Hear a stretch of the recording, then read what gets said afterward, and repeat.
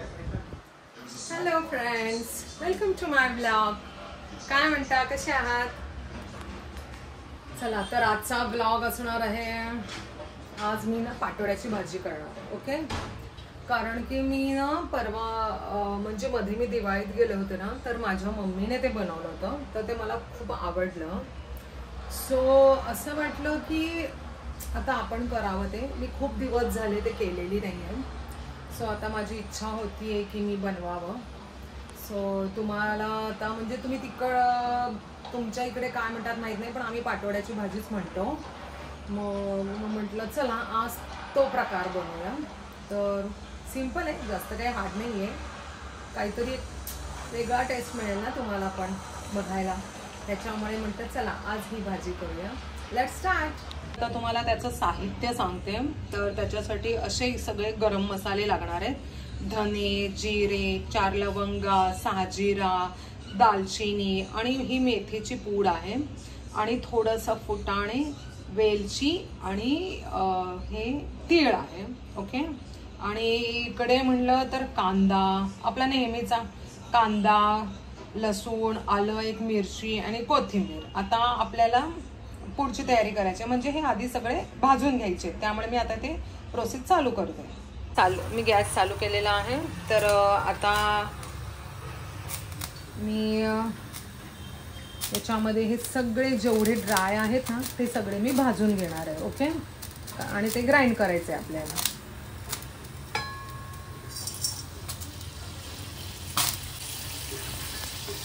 खरपूस असे भाजून घ्यायचे हे.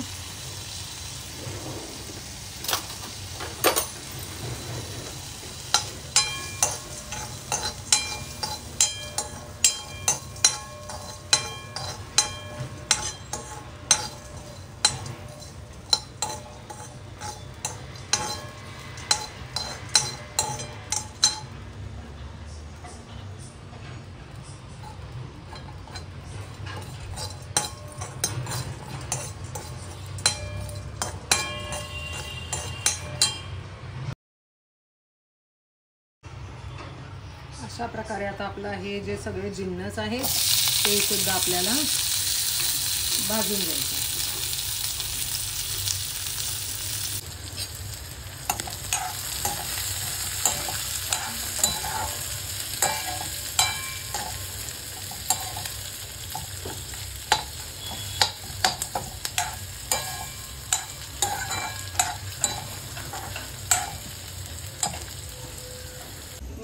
बेसन पण लागेल त्याच्यामध्ये. पाटोड्या म्हणलं तर बेसन आलंच, हो की नाही.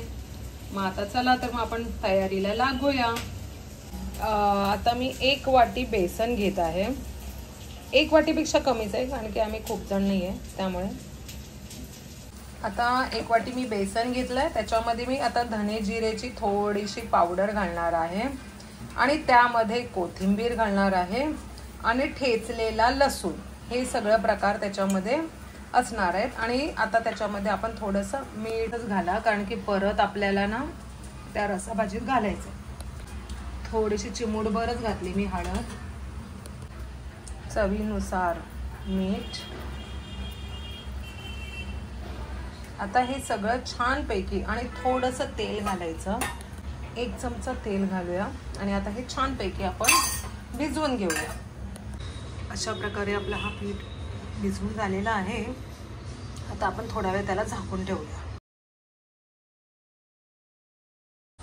अगदी थोडंसंच पाणी आणि मीठ घ्यायचं आधी, मग त्याच्यात गव्हाचं पीठ टाकायचं. आणि पाणी जास्त घेतलात ना तर मग प्रॉब्लेम होऊ शकतो, त्याच्यामुळे थोडंसंच घ्या. मग आता आपण रस्सा भाजीची तयारी करतोय. थोडंसं तेल घालायचं. तेल घातलं की त्याच्यामध्ये आपण आता थोडंसं तेजपत्ता घालूया. आता तेजपत्ता घालूया. तेजपत्ता घालून झालं की त्याच्यामध्ये आता आपण घालणार आहोत थोडंसं तिखट, म्हणजे तुम्हाला जसं हवे तसं, जास्त नको. आणि थोडीशी हळद.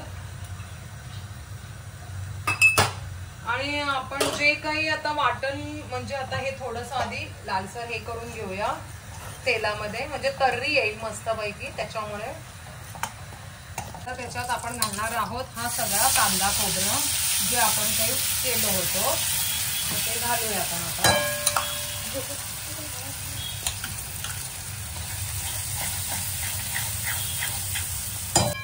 आणि आपण जो खडा मसाला घातला होता तो घालूया याच्यामध्ये केलेला.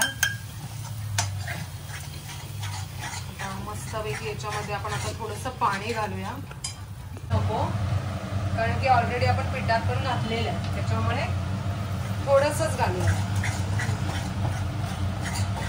अशा प्रकारे. आता पाणी घालूया आपण.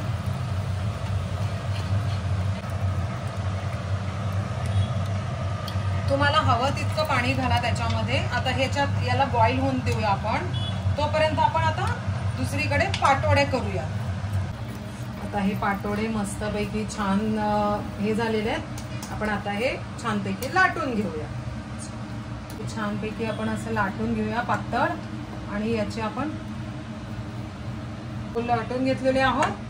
आता आपण याचे काप करूया. ते पण कसे तर असे शंकरपाळी डायमंडच्या आकाराचे. ओके, तोपर्यंत तिथे आपली रस्सा भाजी उकळतीये. अशा प्रकारे आपले पाटोडे तयार झालेले आहेत. मी त्याचे काप सगळे याच्यात घातले रस्सा भाजीमध्ये. आता एक बॉईल घेऊया आणि आपण सर्व करूया. अशा प्रकारे आपली थाळी तयार झालेली आहे. जर तुम्हाला माझा हा ब्लॉग आवडला तर like, share and subscribe. Thank you for watching. Bye.